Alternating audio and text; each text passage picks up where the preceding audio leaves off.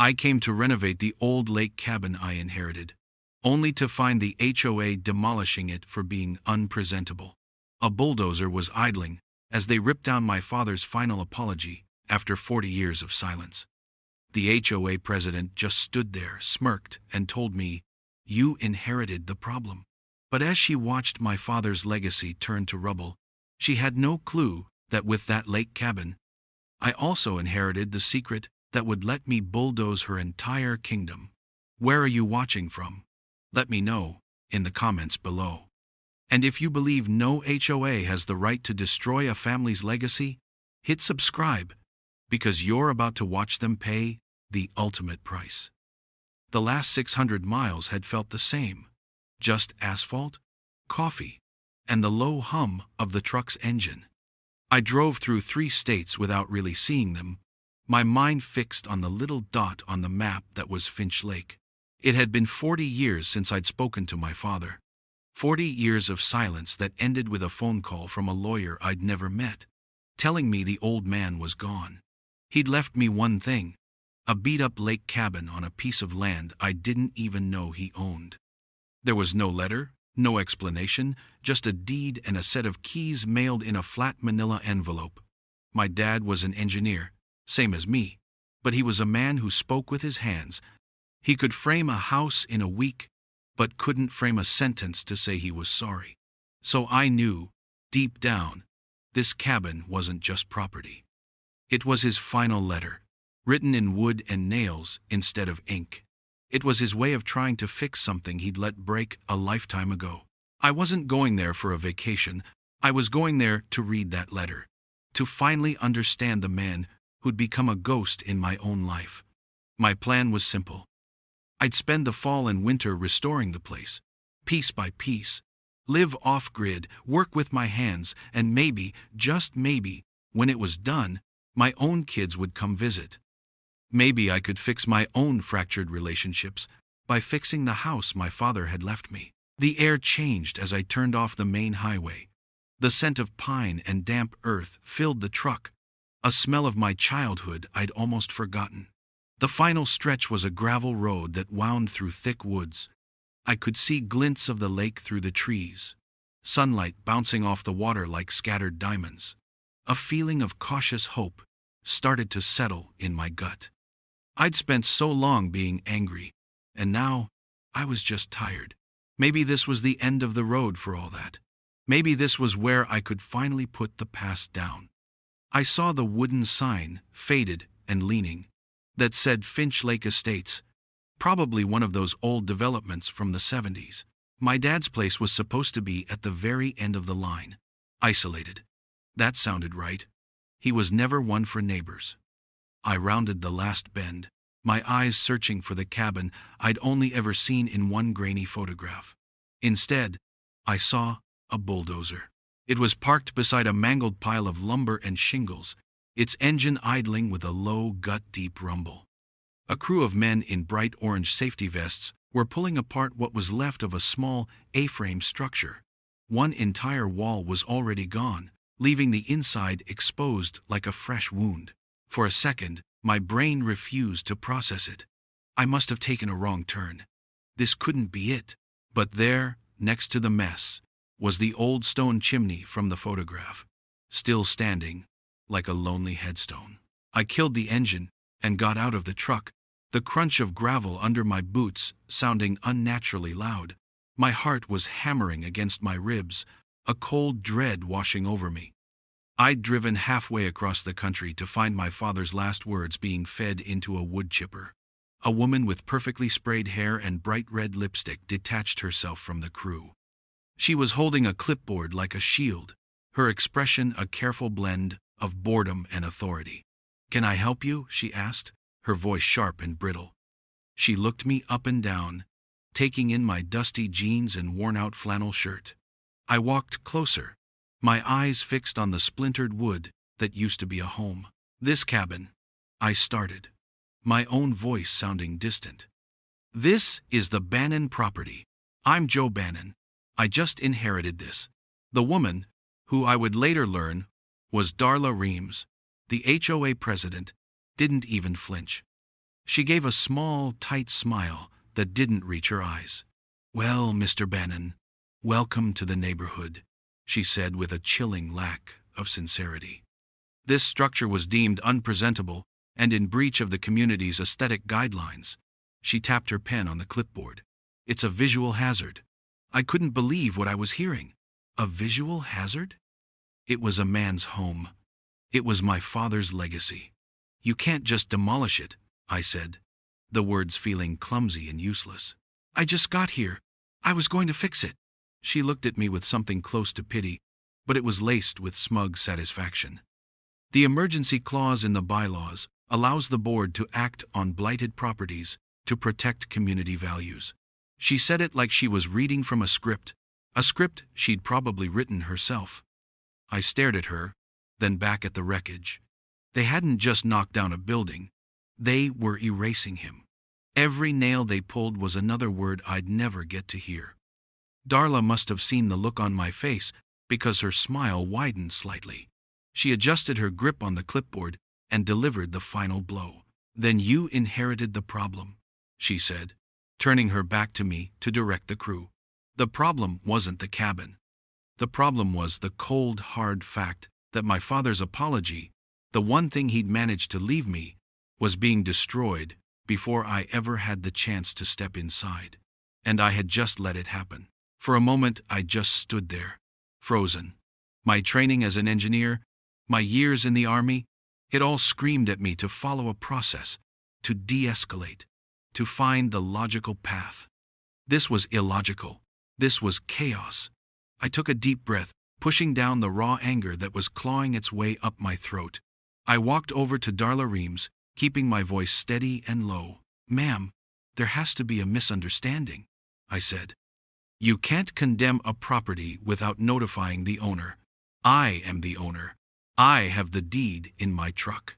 She gave me a look that was meant to be patient, but was really just condescending. "The notices were sent to the address on file," she chirped, flipping through a page on her clipboard. "It's not our fault if your father neglected his mail." My father was dead. He wasn't neglecting anything. The sheer callousness of her statement almost made me lose it.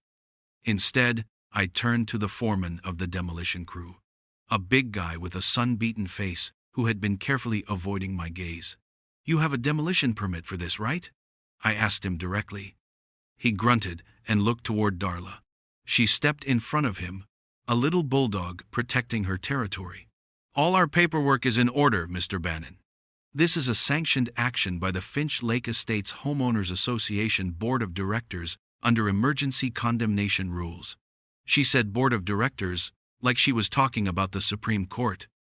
I knew what emergency condemnation was for. Imminent collapse, a meth lab explosion, something that posed a direct threat to public safety. A rundown cabin wasn't an emergency. It was an eyesore to a woman with too much power and too little to do. But arguing with her was like reasoning with a brick wall. So, I got back in my truck and drove straight to the county administration building, a squat gray block of a building downtown. My hopes started to flicker back to life during the drive. HOAs weren't the law. They were just glorified neighborhood clubs with the power to fine you for having the wrong color mailbox. They couldn't just knock down your house. For that, you needed the county, you needed judges and inspectors, you needed a paper trail a mile long. Darla was bluffing. She had to be. I walked into the county clerk's office, the air thick with the smell of old paper and stale coffee. I explained the situation to a young woman behind the counter, who looked tired but was willing to help. She typed my father's name and the property address into her computer. Her brow furrowed. She typed it in again. "I don't see any demolition order for that parcel," she said, turning the monitor toward me. The screen was blank. No permits, no violations, no condemnation filings, nothing. A wave of relief washed over me. I had her. It was an illegal demolition. "Can you print that for me?" I asked. "A confirmation that no order exists?" As she was about to click the print button, an older woman with a severe haircut and glasses perched on her nose walked over. She looked at the screen, then at me. "Let me try," she said, her tone suggesting the younger clerk was incompetent. She clicked and typed with a furious speed. And then, she stopped. "Ah, here it is," she said, a triumphant little smirk on her face. On the screen, a new entry had appeared. A permit, dated for today, stamped just 30 minutes ago. My blood ran cold. "That wasn't there a second ago," I said, my voice barely a whisper. The older clerk ignored me. "It's right here. Emergency order. Signed and filed. Looks legit to me." I leaned closer. The document looked off. The font was slightly different from other official forms I'd seen online, and the signature from the county engineer looked like it had been drawn by a shaky hand. It was a forgery, a bad one, at that. But it was in the system. "I was just here," I pleaded with the younger clerk. "You saw it." There was nothing. She refused to meet my eyes, suddenly fascinated by a stack of papers on her desk. The older woman squared her shoulders. "Sir, the record is the record. It says right here the permit is valid. If you have a problem, you can file a formal dispute, but that will take weeks." Weeks. By then, there would be nothing left but a patch of dirt. I stood there, clutching the counter as the truth settled in. This wasn't a mistake. Darla hadn't just overstepped. This was a planned attack. She had someone on the inside. My inquiry had triggered them to push the button, to upload the fake permit, and make it all look official after the fact. It was a hit job, plain and simple. I walked out of that building in a daze. The hope I'd felt was gone, replaced by a cold, heavy dread. They had thought of everything.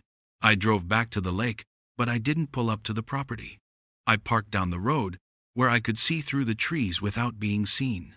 I sat there in my truck for what must have been an hour, just watching.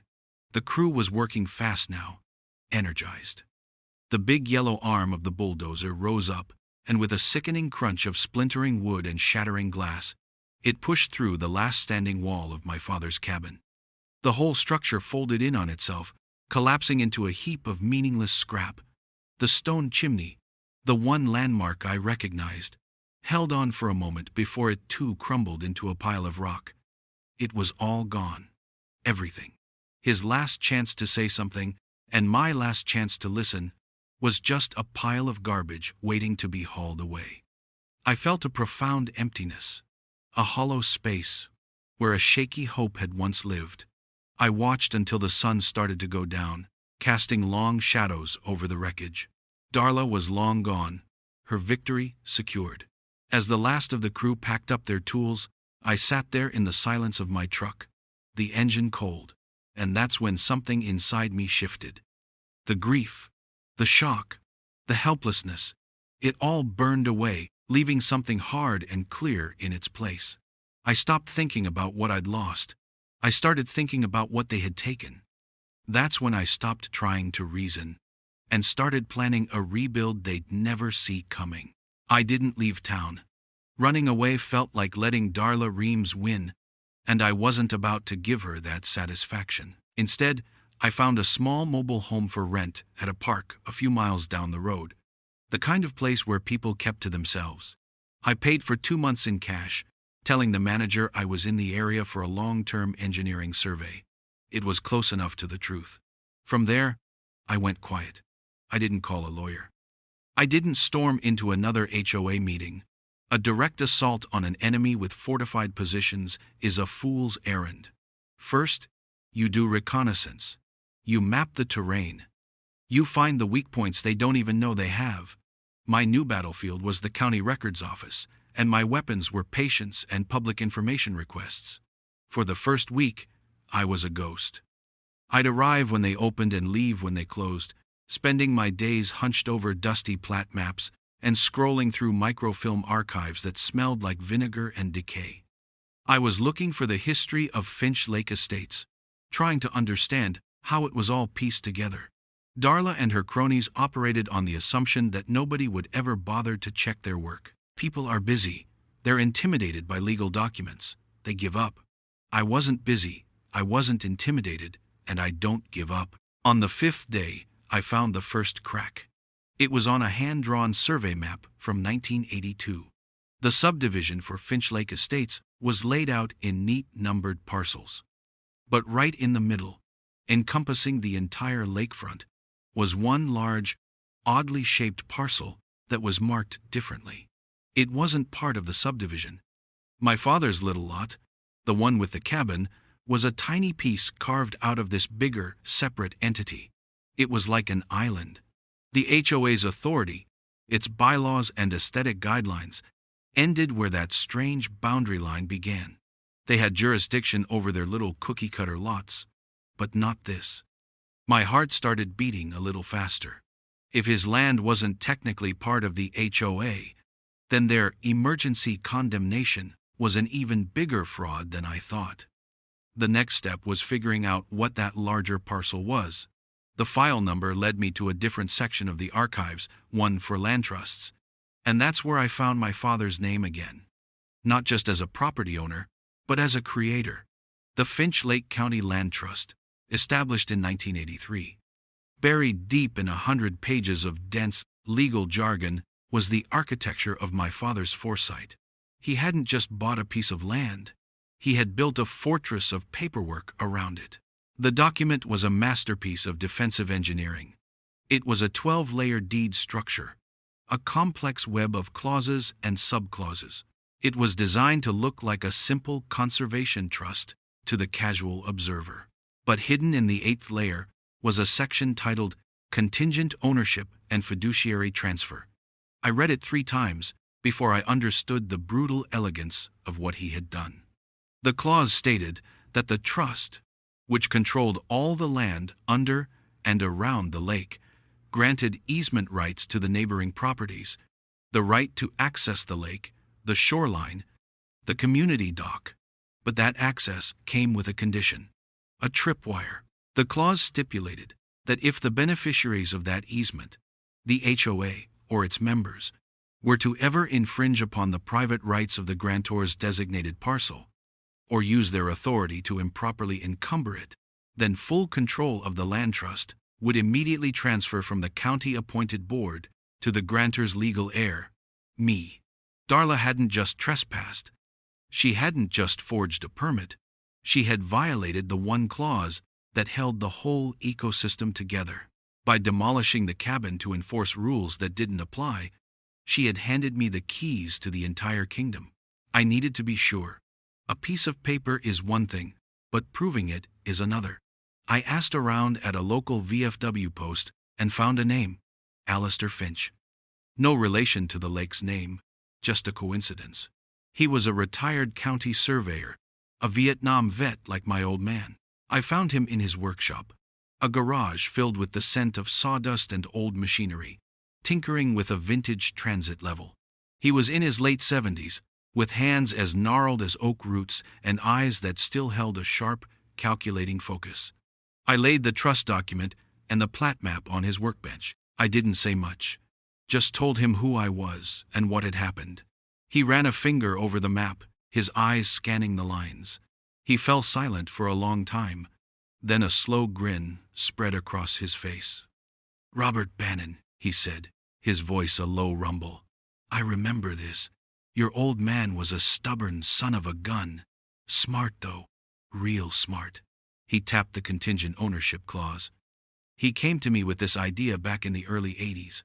These new folks were starting to move in, talking about forming a community association. Bob saw it for what it was: a power grab. He said he didn't want a bunch of busybodies telling him what he could and couldn't do on his own land. Alistair looked up at me. He built this thing as a poison pill. He knew they'd get greedy someday. He figured they'd eventually come for his little cabin, the last holdout. And when they did, they'd trip the wire he'd spent a year setting. We stood there in silence for a moment, 2 old soldiers appreciating a well-laid minefield. He stuck out his hand. "Your father was a hell of an engineer, kid." We shook, his grip firm and steady. As I drove back to my temporary home, the documents felt heavy on the passenger seat, not with the weight of the past, but with the weight of the future. Darla Reams thought she'd erased my father's legacy. She had no idea she had just activated it. I finally had the paperwork. Now, I needed the punch. My first move wasn't in an office, it was on the ground. I bought a truckload of 6-foot-tall chain-link fencing and a gas-powered auger. Over the next 3 days, I worked from dawn till dusk, setting posts in concrete and stretching the mesh tight around the entire perimeter of my father's land. I wasn't just cleaning up, I was fortifying a position. People would drive by slowly, their curiosity getting the better of them. They saw the fence going up where a cabin used to be, and they saw me, a stranger, working with quiet, relentless efficiency. I didn't wave, I just worked. Let them wonder, let Darla wonder. Once the fence was up and the gate padlocked, I started on the debris. Sorting the splintered lumber from the shattered fixtures was a grim task, like picking through the bones of a dead animal. But with every piece I moved, the anger cooled and the focus sharpened. This wasn't just a cleanup, it was a preparation. I needed help, but I couldn't just hire a local crew. I didn't know who was in Darla's pocket. I needed someone I could trust, absolutely. So I called Tomas. We'd served together 15 years back, a lifetime ago.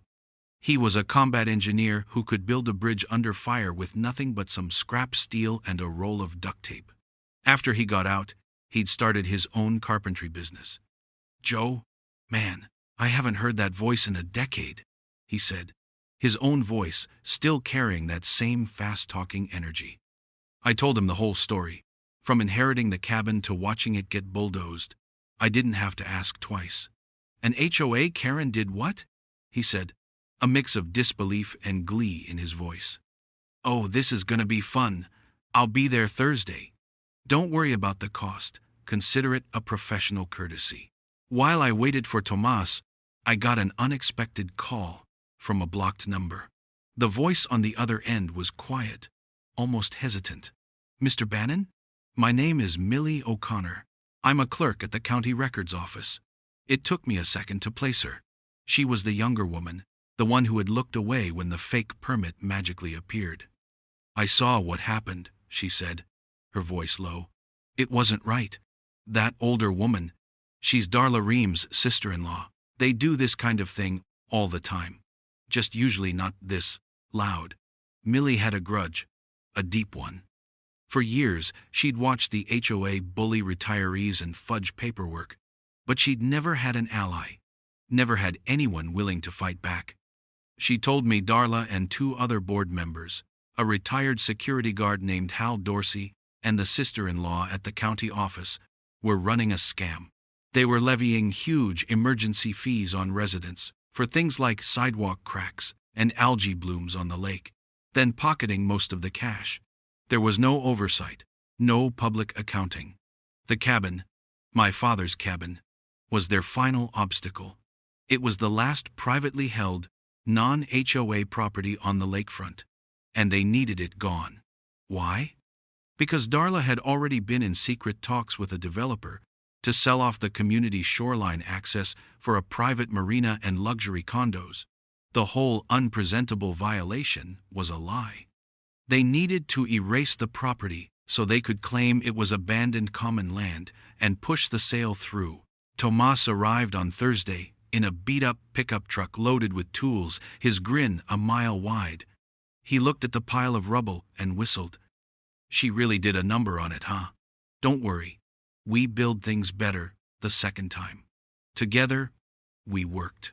He brought a quiet professionalism to the chaos, and under his guidance, the mountain of debris began to shrink. We stacked the usable timber, sorted the metal for recycling, and cleared the foundation. As we worked, Millie would quietly feed me information, scanned copies of falsified invoices, records of the secret meetings with the developer, the HOA's bank statements showing huge unexplained withdrawals. We had the motive. We had the paper trail. Now, we needed the stage. I couldn't just sue them. That would take years and a fortune in legal fees. I had to dismantle their power from the inside out, in front of the very people they were fleecing. So I went back to the county office, avoiding Darla's sister-in-law, and filed for a permit. Not for a new house, but for a multi-day community restoration and building workshop. Under county regulations, it was perfectly legal. I was an engineer, Tomas was a licensed contractor. We were offering free instruction to the public on sustainable building techniques.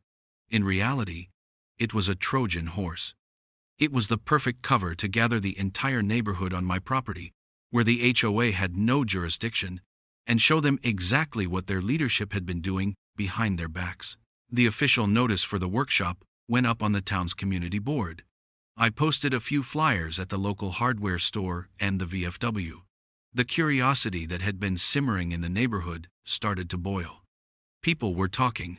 The man whose cabin was mysteriously destroyed was now inviting everyone over for a building lesson. Darla sensed it. She felt the ground shifting under her feet. A few days before the workshop was set to begin, a letter arrived, slipped under the padlock on my gate. It was from the HOA. It was a formal notice, printed on heavy cardstock, informing me that any vehicles parked along the public road outside my property would be subject to a $200 fine for obstructing traffic. It was a bluff, a pathetic attempt to scare people away. She couldn't legally find cars on a public county road. She was losing control, and she was getting sloppy. The letter was a gift. It was proof of her desperation. The stage was set, the audience was primed, and the wolf was already inside the gates. The day of the workshop dawned clear and cool. A perfect autumn Saturday. I wasn't sure how many people would show. Darla's threatening letter about parking fines was a cheap shot, but it was the kind of petty intimidation that often worked on folks who just wanted a quiet life. By 9 a.m., I had my answer. Cars and trucks were lined up and down the county road, parked defiantly on the shoulder. People walked through my open gate carrying tool belts, folding chairs and crockpots, filled with chili and macaroni and cheese. It wasn't just a workshop. It was a neighborhood potluck. Tomas, a natural-born foreman, had organized the lumber we'd salvaged and the new timber we'd had delivered. He was showing a group of about 20 men and women how to join the beams for the first wall frame. The sound of hammers echoed across the lake, a rhythmic, constructive sound that was the exact opposite of the destructive crunch of the bulldozer. It felt right. We weren't just rebuilding a structure. We were reclaiming the space. These people, my neighbors, they were showing Darla Reams that they couldn't be bullied by a piece of paper. Around noon, we stopped for lunch. People spread out blankets on the grass, kids tossed a football, and the air filled with the smell of barbecue and the sound of conversation. It was a community. It was everything my father, in his isolation, had probably missed out on. As I was grabbing a plate, I saw her. Darla Reams, flanked by her lapdog Hal Dorsey, the retired enforcement wannabe in his mirrored sunglasses. They weren't there for the potluck. They were on patrol. A little expedition into enemy territory to gauge the strength of the rebellion. She walked with that same stiff-backed certainty, her clipboard in hand, a condescending smile plastered on her face, as if she were inspecting a zoo exhibit. She expected fear, or at least resentment. What she got was worse. She was ignored. People glanced at her, then went right back to their conversations. She was irrelevant here, inside my fence line, and it was eating her alive. I knew this was the moment. I walked over, my plate of food in one hand, the folded trust documents in the other. "Darla," I said, my voice calm and even. "Got a minute? There's a piece of paperwork I think you overlooked." She was thrown off balance by the direct, casual approach. She followed me to a quiet spot near the lake's edge, away from the crowd, but still in plain sight. Hal trailed behind her like a loyal, if slightly dim, shadow. "If this is about that frivolous fine notice, Mr. Bannon, I assure you it's entirely within our." I cut her off, unfolding the heavy paper of the original land trust agreement. I held it out for her to see, my finger pointing to the specific, paragraph-long contingent ownership clause. "I'm not worried about parking tickets," I said. "I'm talking about this, Layer 8. The tripwire my father put in place back in 1983. She squinted at the dense legal text, her brow furrowed in concentration. Then, a flicker of comprehension, quickly covered by a dismissive laugh. It was a hollow, brittle sound. This is ancient history. Some dusty old document you found? It's meaningless. The HOA's authority is clearly defined in our current bylaws. I looked her straight in the eye. You didn't just knock down my cabin, I said, keeping my voice low. You knocked down your own leash. For the first time, I saw a sliver of uncertainty in her eyes, but her arrogance was a powerful shield. You're delusional, she scoffed. You think you can intimidate me with this garbage? We run this lake. That's when I played the final card. I pulled out my phone. You're right, I said.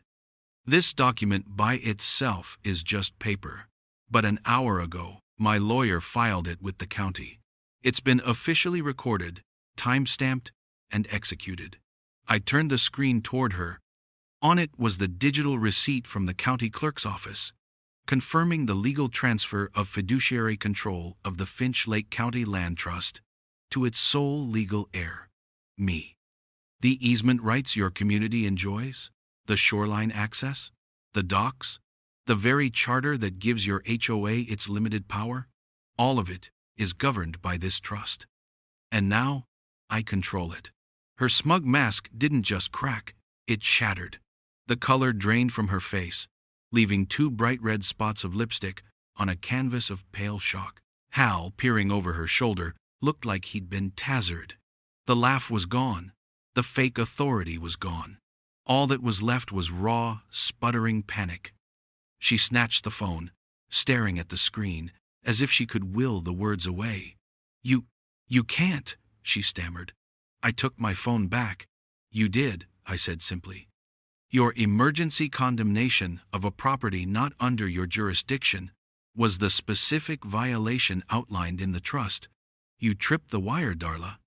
Welcome to the consequences. A man who had been standing nearby, pretending to look at the lake, had heard the last part of our exchange. His eyes went wide. He turned and whispered something to his wife. She gasped. A murmur started to ripple through the crowd, spreading like a crack in the ice. Wait, did he say he controls the trust? One person whispered. What does that mean? Another asked. Then, someone else connected the dots, their voice rising in astonishment. Wait, he owns the lake? The potluck was over. Everyone was watching us now. Darla looked around at the faces of her neighbors, but for the first time, she saw them not as subjects, but as a jury. She and Hal stumbled backward, their retreat clumsy and undignified. Her phone rang, the sound shrill in the sudden quiet. She answered it, her voice a panicked hiss. It was one of the other board members. The news was already traveling faster than she could run. That evening, I got a certified letter taped to my gate. It was an official summons. The Finch Lake Estates HOA was calling an emergency board meeting, open to the public. My attendance was formally requested. They were going to try to fight. I folded the letter, a grim smile touching my lips. They still didn't understand the game had already been lost. They just hadn't been checkmated yet. I called the number for the HOA secretary to RSVP. Tell them I'll be there, I said. Wouldn't miss it for the world. The community center's meeting room was hot and smelled like nervous sweat. Every folding chair was taken, and people were packed 3 deep along the walls. This wasn't just a meeting. It was a public trial, and the whole neighborhood had shown up to be the jury.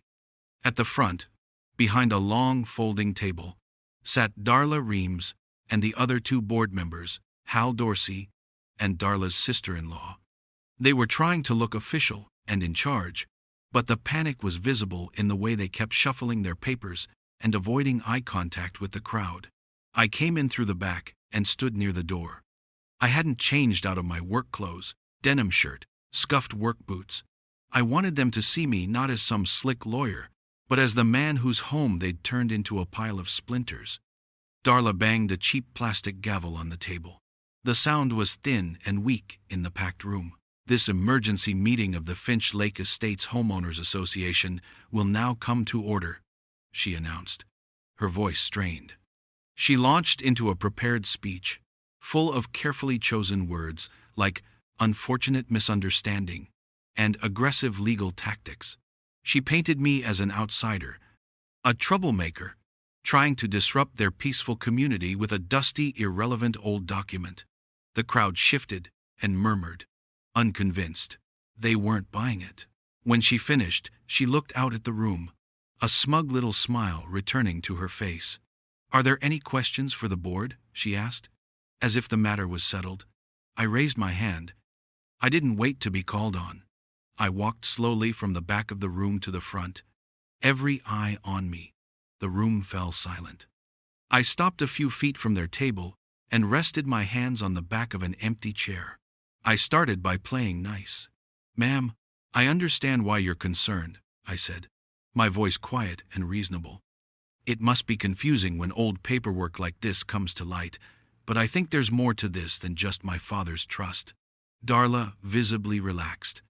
She saw this as an opening to negotiate, to control the narrative again. That was her mistake.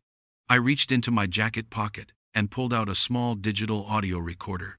"Let's talk about community standards," I said. "Here's a recording of you, Darla, discussing those standards with Mrs. Gable, an 82-year-old widow who lives on Elm Street." I pressed play.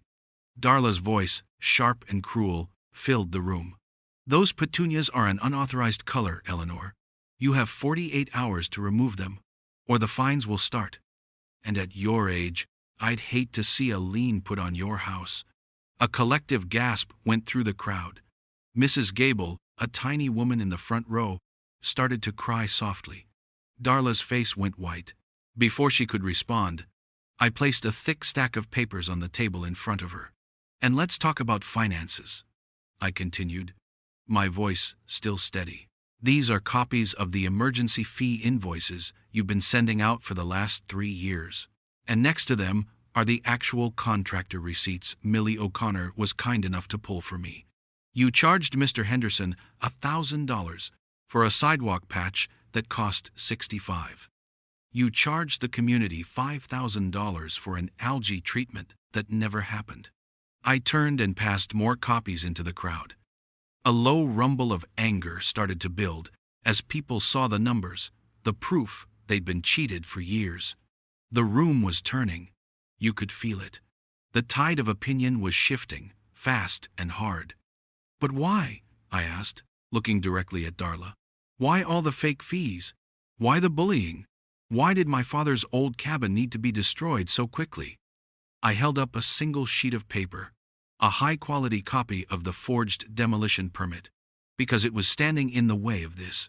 Then I pulled out the final document, the one Millie had found deep in the county's commercial filings. It was a preliminary sales contract between the Finch Lake HOA board and a large development corporation.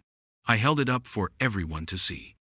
"This is a signed contract to sell your private lakefront access for the development of 22 luxury condominiums and a private marina. A deal Darla, Hal, and her sister-in-law here were going to get a very generous consulting fee for pushing through." The room exploded. It wasn't murmuring anymore. It was a roar of betrayal. People were on their feet, shouting, pointing. Hal Dorsey looked like he was about to be sick. Darla hammered the gavel, but no one could hear it over the noise. "This meeting is out of order," she shrieked, her voice cracking. "You have no right." That's when I finally raised my voice. Not shouting, but with the crisp authority of a command that cuts through chaos. "You are out of order," I boomed, and the room fell silent again. I held up the official, stamped copy of the land trust transfer. "This document, legally filed and recorded, says you are out of order. This document says you are trespassing." I looked from Darla to the angry faces in the crowd. "You don't get to sell the lake," I said, my voice dropping to a low, cold growl. "You don't even get to walk across it without my permission." For a long moment, nobody moved. Then, Alistair Finch, the old surveyor, stood up from his chair in the back. "I make a motion for a vote of no confidence in this board," he said, his voice ringing with conviction. "And I demand their immediate, unconditional resignation." The room erupted with a unified shout. Aye. It was unanimous. It was absolute.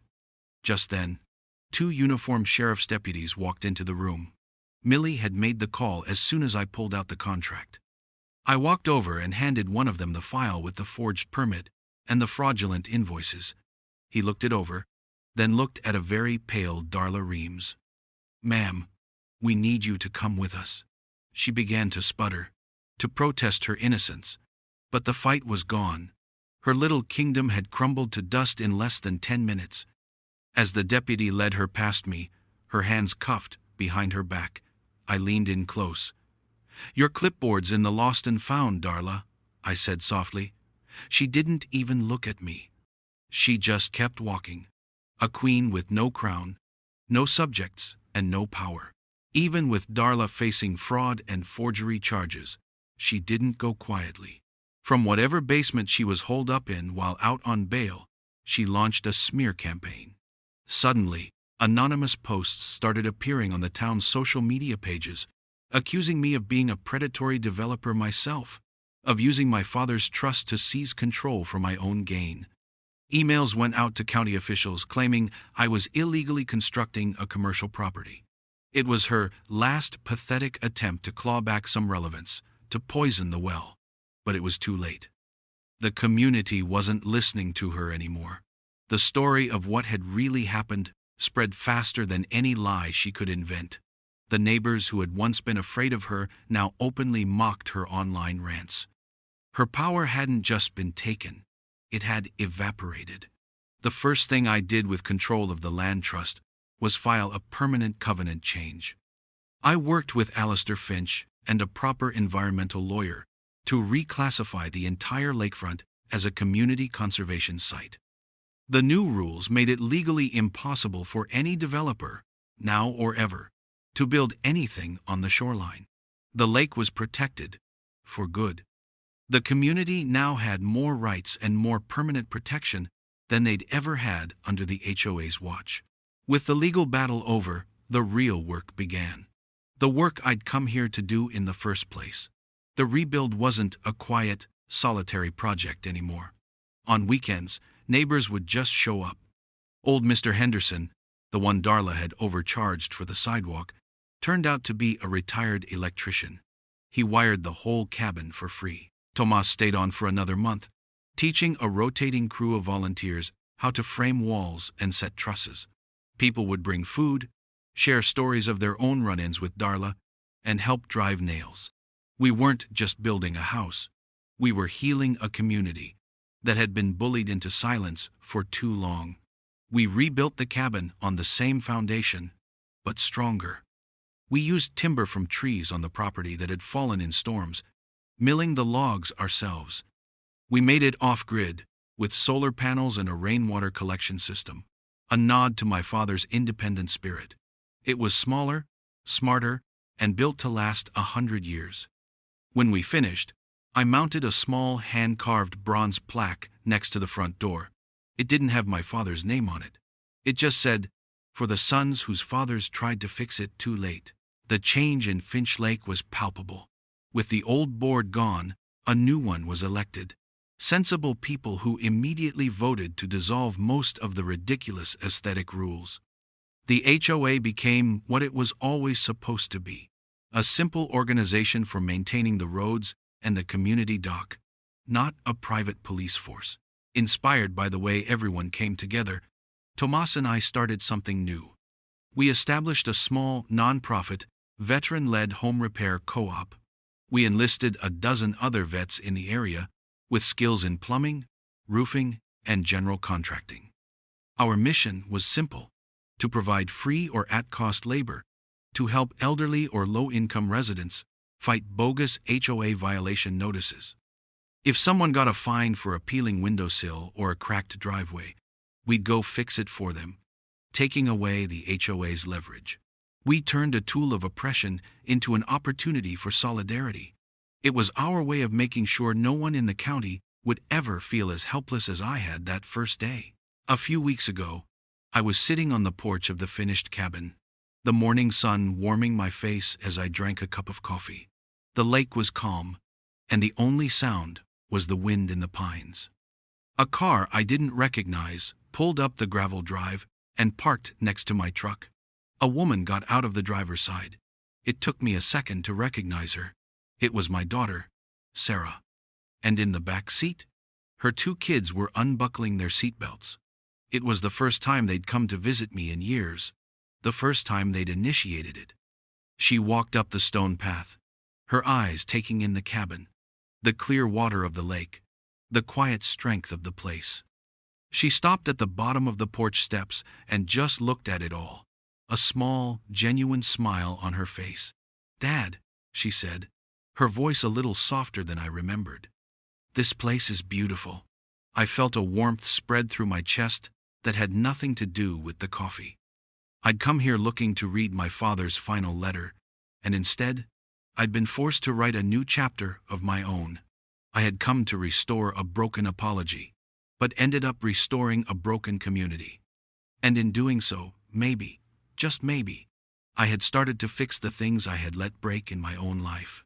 I took a slow sip of coffee and smiled back at her, at my grandchildren running toward the water's edge. "Yeah, it is," I said. "Took the whole county to fix it."